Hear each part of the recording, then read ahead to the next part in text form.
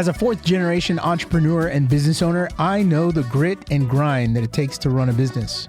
With Chingon S.A, we're capturing stories from other local business owners and community leaders to highlight them for you, our querido community of San Anto. From the culture, for the culture. What's up, everybody? Welcome back to another episode of Chingon S.A. I'm Luis. I'm the host of the show. And man, I'm excited to welcome you guys back to the studio and introduce you guys to our guest. If you've not met her yet, you are in for a treat. This month, the month of March, we decided to highlight women business owners and entrepreneurs locally here in San Antonio. As March is Women's History Month. So we're excited to highlight some chingonas here in our community. And so today we welcome Madeleine Nereo. She is born right here in San Antonio, a lifelong public servant turned entrepreneur who's always about building up her community.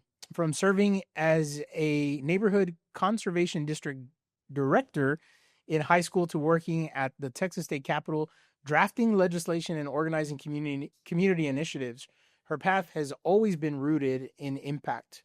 She graduated magna cum laude as the first college graduate in her family. Congratulations. Thank you.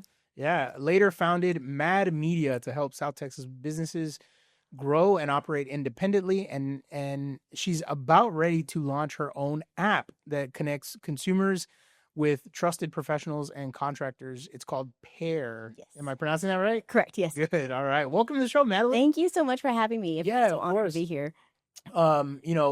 We don't know each other, but we got connected because I had made a post on social media that I was looking for, specifically female entrepreneurs and business owners, and you were on top of it. You replied right away. And we got connected obviously through social media. Sure. And then, I was just kind of following your stuff online, checking you out, making sure that you were going to be a good fit for the show. Right. Yeah. Legit. Right. Right. Yeah.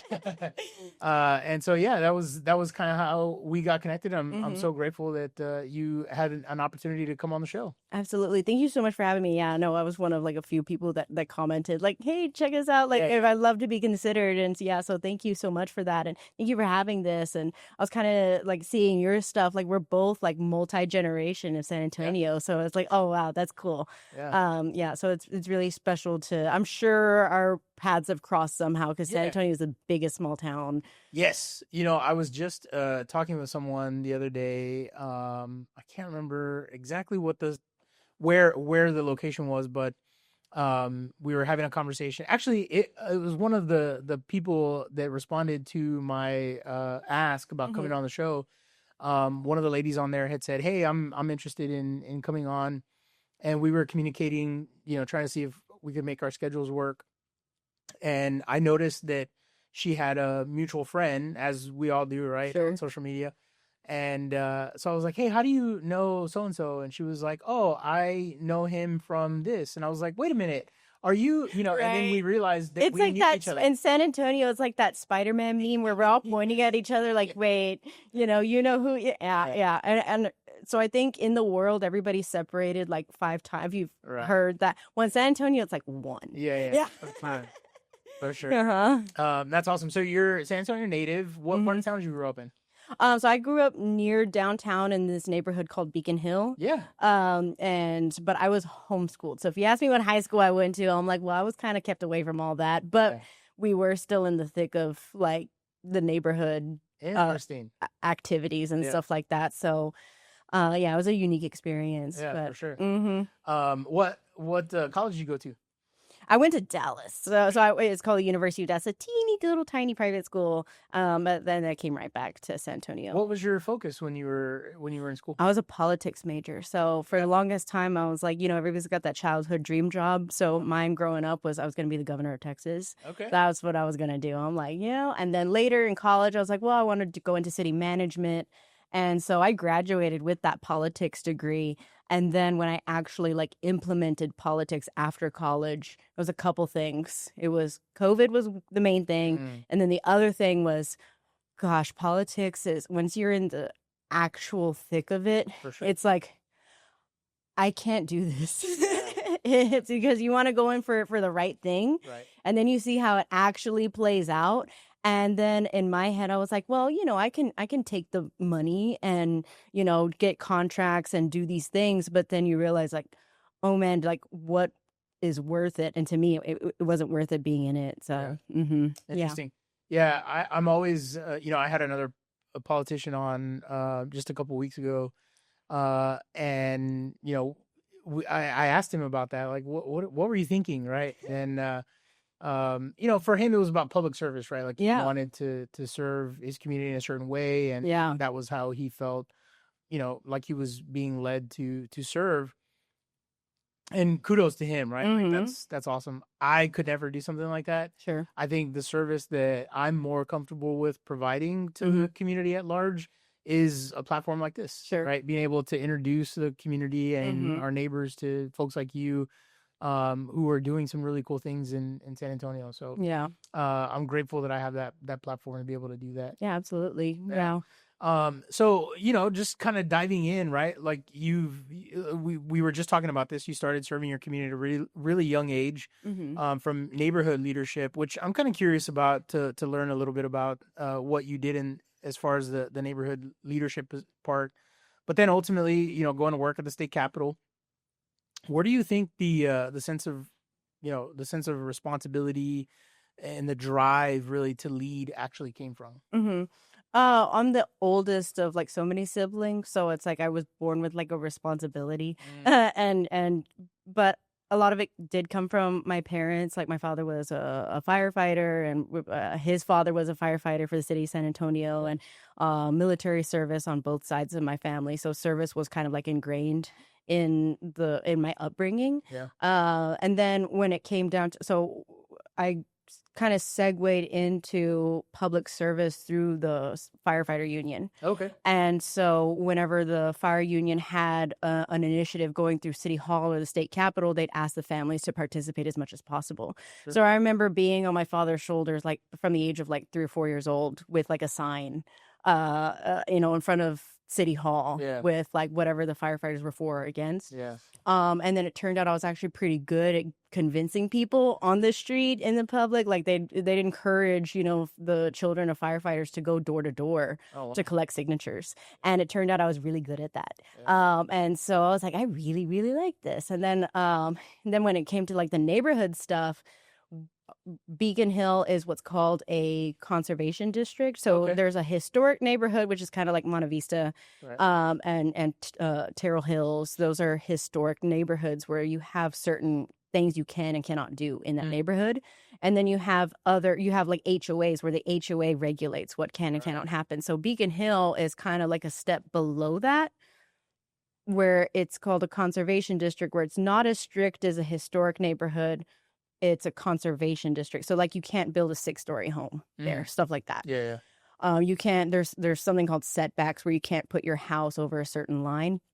And so what happened was a couple of neighborhood, I won't name them by name, but a couple of developers went in, bought a whole bunch of houses, and were circumventing the neighborhood codes and just building up houses, tearing down like houses that were built in the 20s and the 30s, and tearing them down, building up other things. Wow. And so I just used the door-to-door technique I was really good at, and getting people to fight them in the what's called HUD, the Historic Urban Development. I don't know if it's called something else now, but I would get my neighbors to show up and say why we did or didn't want certain neighborhood development going on there. That's so cool.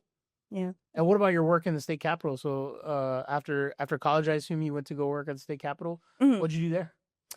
So I was an intern there, but I was just so enthusiastic about stuff, which like it confused them. They're like, "You like this?" I was like, "Yes, I love it." So they just gave me a whole bunch of work, and part of that was, so I was an ambassador for the city of San Antonio, and then they put me at a state senator's office. Okay. And at the state senator's office, they're like, "Well, we want you to do this." So I'm like, "Okay, done." Like in an hour, it was done.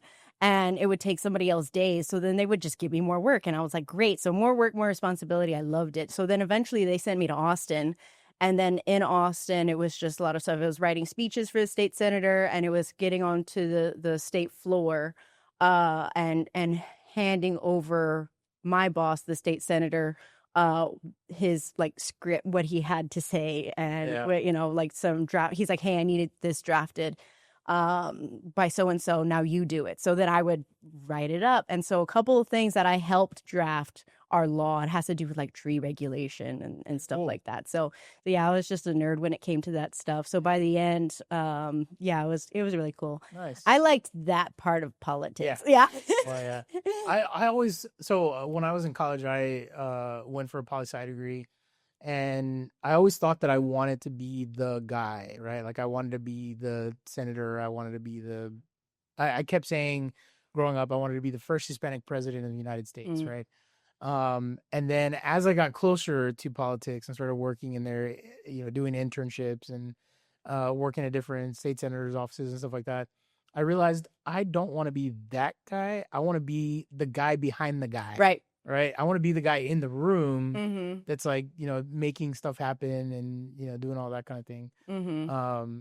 So yeah, I totally see how that shift can happen, like Yeah. as you get older and as you start working. Right. Sure, And what politics. turned me off with politics was like, so I was all my high school stuff, right? So I was just working after school.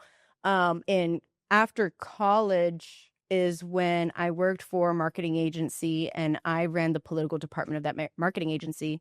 And my job was to basically get people into office. Mm. So it was, okay, you want to become the Republican county chair, the Democrat county chair. It's going to cost you $30,000 a month. We'll do your door knocking. We'll train your volunteers. We'll get you press releases, make campaign videos, get your door hanger design made Right. and put on the doors, Right. So it was like, okay, you want 20 volunteers, it'll cost you this much. You want 40 volunteers, it'll cost you this much. So this was like my experience. Yeah. This was like, oh my gosh, this is perfect. I Yeah. love doing this. Well, I wasn't in charge of who the marketing agency contracted to run it for Sure. office. Yeah. So when it came down to it, it's like, okay, this is your candidate. Make sure she gets into office. And she's running for, one side politics, right? And I'm not looking at the politics, but when it came down to it, she didn't know what, and this is like, she's running for a political party. She couldn't tell you the difference between one political party or not. She wanted the office because she thought it sounded cool. But she had millions for this campaign. Wow. And I didn't have the choice of whether to have her As a client. or not. And so that's where I was turned off by politics. It's like, oh no, you have to do this. Like Yeah. she's a client. Yeah. And so whether or not she knew San Antonio, was the good candidate for the county, actually represented the people well, none of that was her concern. She had money to throw down on this campaign, and the marketing agency I worked for had the contract with her, signed her on, we will get you there. So I had no choice. It was like, oh no, you got to make sure this lady gets into office. And that's where I didn't feel right. I was like, I don't like this. Yeah. She's not going to be the right choice for people. Right. But I have to represent the people. I have to write her speeches, tell the news why, she's going to be great. And I was like, oh, I feel like a fraud doing all this work. Yeah. Interesting. Yeah. Yeah. No, capitalism, right? I mean, that's what it comes down to is who's opportunity and money. It's crazy when you see the back end of it, because when I was working for my state senator, I had the choice to be there or not, but when it came to working for that marketing agency, I didn't have a choice. Yeah, no, I hear that. Mm-hmm. Let's talk about grit for a moment. Sure. You're the first in your family to graduate from college. Mm-hmm. You mentioned you had a bunch of siblings. How many siblings do you have? 6. Oh my gosh. Jeez. So you're the first of 7 to graduate from college in your family, and then you went on to found Mad Media, and you're getting ready to launch this app that you've got. Yes. Obviously, that takes some serious grit. So what were some of the toughest moments behind the scenes? Because I think it's important as business owners to really talk about that, right? And share with people, like, to get to know your story and where you came from. Sure. Kind of appreciate, the ethic that it took to get where you're at. Mm-hmm. So what would you say, in your years of business have been some of the toughest moments that people don't really see, when they look at your success today? Sure. I think the biggest one is where people tell you you've done enough. Just go ahead and rest. So my parents growing up, that's what I was told the whole time. They're like, "Wow, you've put enough work. Like, go ahead and take a nap. You've done a lot. Like, don't feel bad at work." Because I used to have almost like just full on panic attacks about like I haven't accomplished enough and I need to accomplish more. And I was always told by my parents, like, no, you've done enough. You relax, like, rest. Why are you working so hard? Blah, blah, blah. And I used to listen to that when I was a teen. And then I actually read Grant Cardone's Be Obsessed or Be Average. And in that book, he said, your family is going to be the number one reason you don't succeed. Yeah, I can see that. Your parents are going to tell you, oh, you've done enough, rest, take a break, slow down, relax. What are you so like stressed about?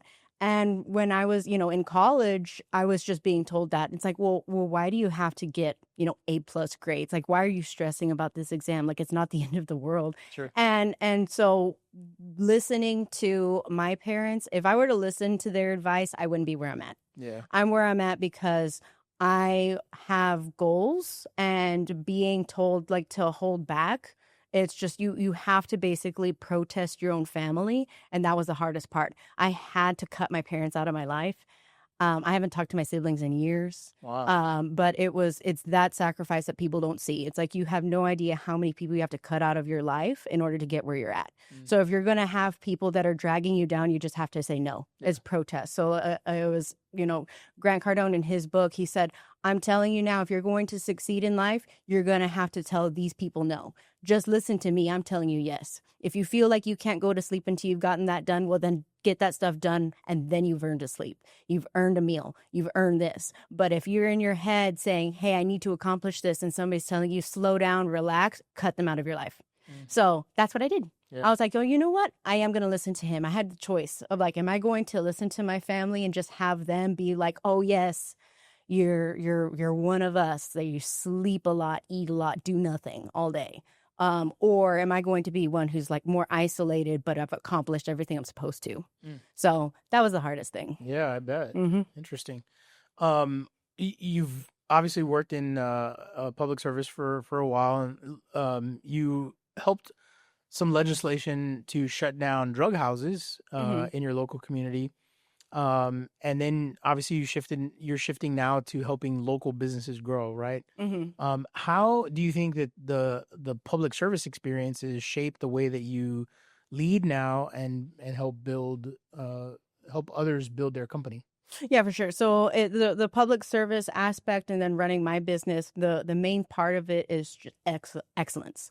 So in my belief, my core value is that if you're not going to put 110% of it and 100% passion behind it, then don't even bother doing it. Yeah, for sure. It's like, if you're not going to do your best at something, then don't even bother. That's how I built up my whole team. It's like, if you're going to film something, if you're going to show up, you're going to make the video, you're going to make it the best video that you can possibly make and the best video they can possibly have.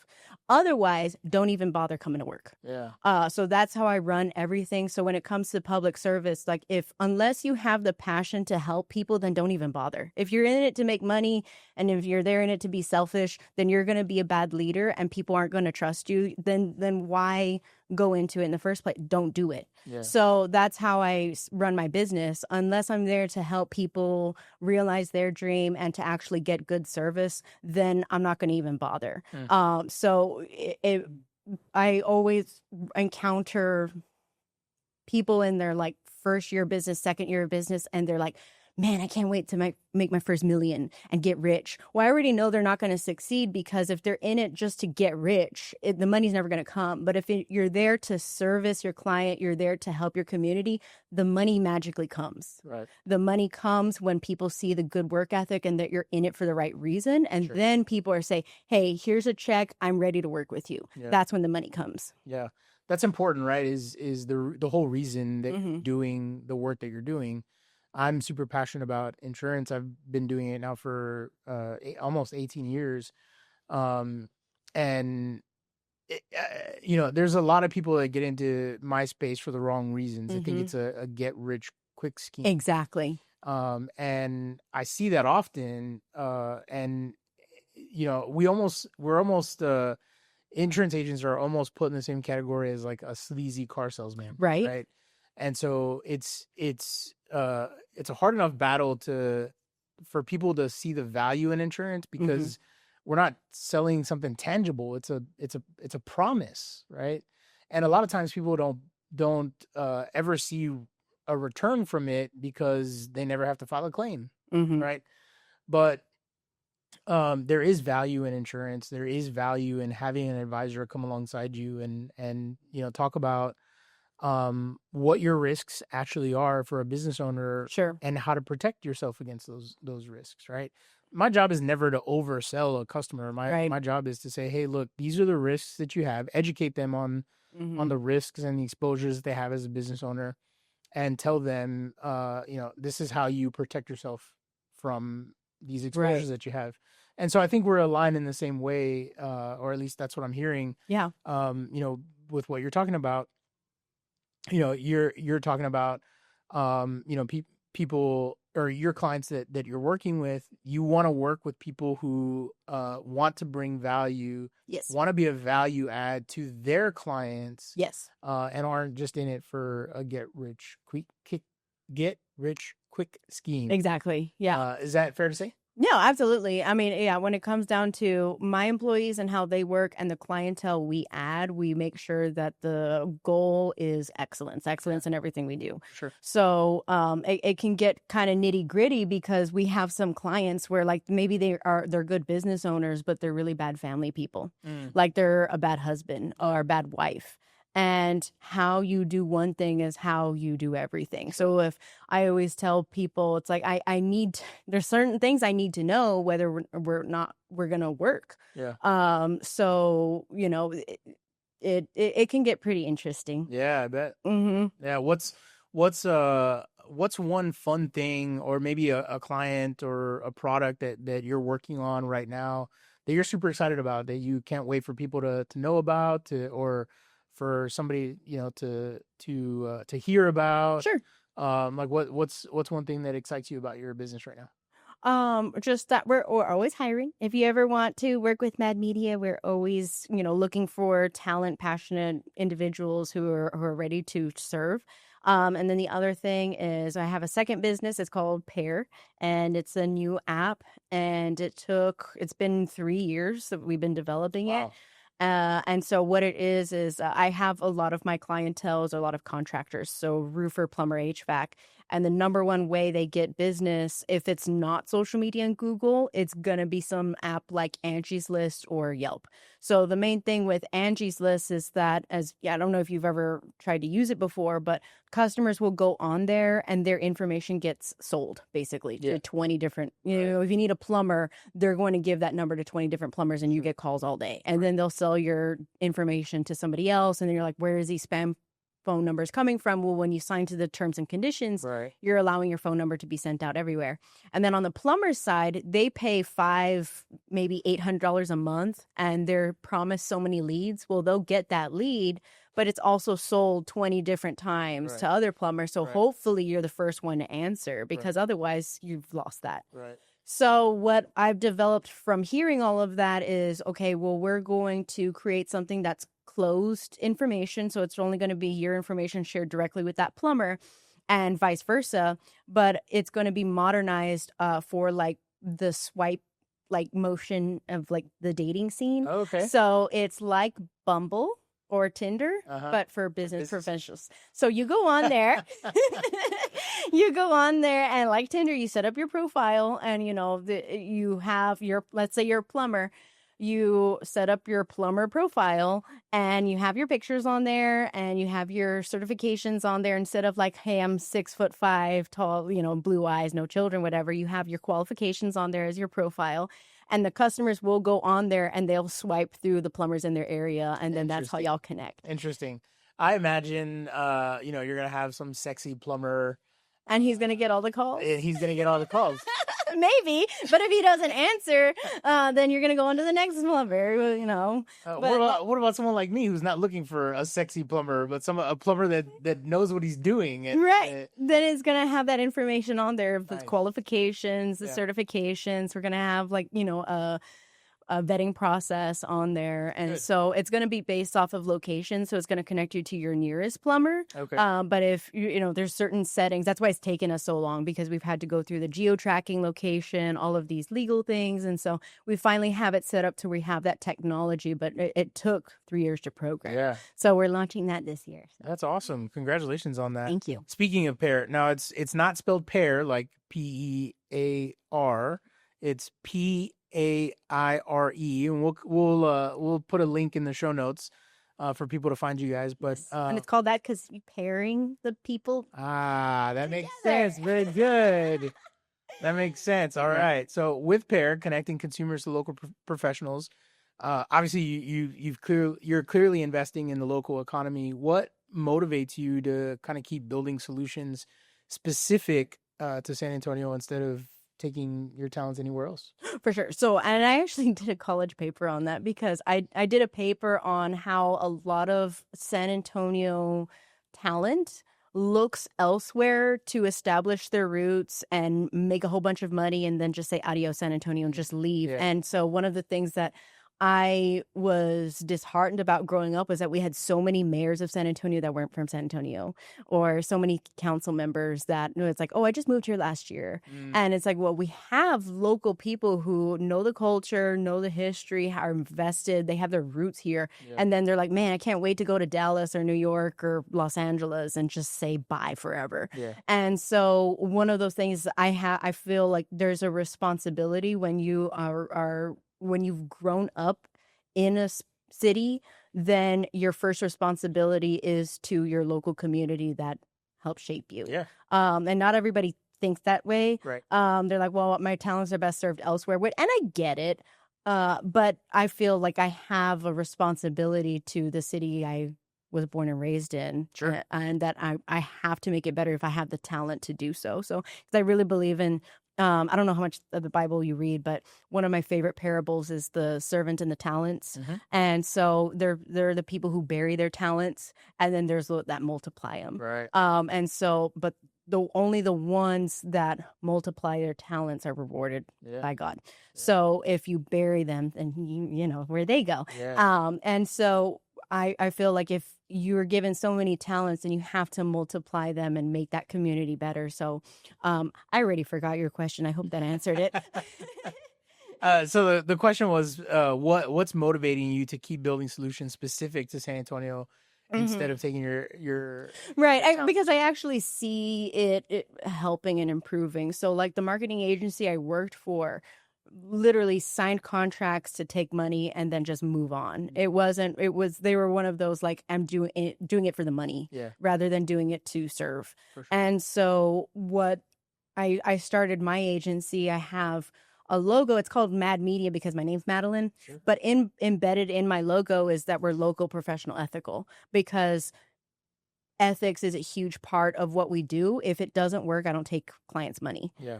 We're on month-to-month basis. Nobody's locked into a long-term contract. So the marketing agency I worked for, 6 months minimum commitment. Whether it worked or not, you signed a contract for 6 months. Yeah. So we're month-to-month, but I do it because it works. So we've had clients that go back 7 years now. Everybody's still on a month-to-month basis. So if it didn't work, I wouldn't be doing it. So the reason I continue to do it is because I see results. Yeah. Mm-hmm. Yeah. That's awesome. I'm kind of curious, kind of as we wrap up here, when all is said and done, you've got beyond the company that you built, beyond the app, beyond all the achievements that you've had, when you think of legacy, what does legacy look like for you, for your family, for the community that you serve? What does it mean? What does that mean for you? For sure. Yeah, no, that's a good question. Wow. Thank you. So, I mean, it means legacy in what I think is that you left the world better than when you found it. Sure. And it's that you have a lasting imprint where people think of you as like, wow, that person did everything in their power and they did a good job and they made a positive impact. And so again, multiplying your talent. Did they multiply their talent and make everybody around them better? Did they take everybody with them? Did they have to say no when it counted? Did they do their 110% every time? Or were they a mediocre person and they just lived day to day and then just waited for that paycheck and didn't live to their full potential? So it's living your life to the full potential and then serving people around you, and that's your legacy. Yeah. Awesome. Madeleine, thanks so much for being on the show. Thank you. Yeah, this was a fun conversation. Thank you for being a part of our month of March, where we're highlighting women business owners and entrepreneurs in San Antonio. We're excited to bring that to our audience, and we're glad to have you be a part of that. So thank you so much for having me. Yeah, absolutely. If people want to get connected with you, is it social media? What's the best way for our audience to get connected with you? Yeah, absolutely. We're all over Google. My company name is Mad Media LLC, but also I have a unique spelling of my name. So Madeleine Nereo. I think I'm the only one anywhere because it is a unique name. Yeah. It's Italian. Yeah. And Madeleine Nerio. Google, LinkedIn, Instagram, Facebook, TikTok. We're all over the place. Yeah. And we'll place some links in the show notes as well, so people can get connected with you as well. Absolutely. But thanks again for coming on the show. Really appreciate it. It was fun getting to learn about you and your business. Guys, thanks so much for tuning in to another episode of Chingon S.A. Hope you guys enjoyed the show, and we'll see you guys next week.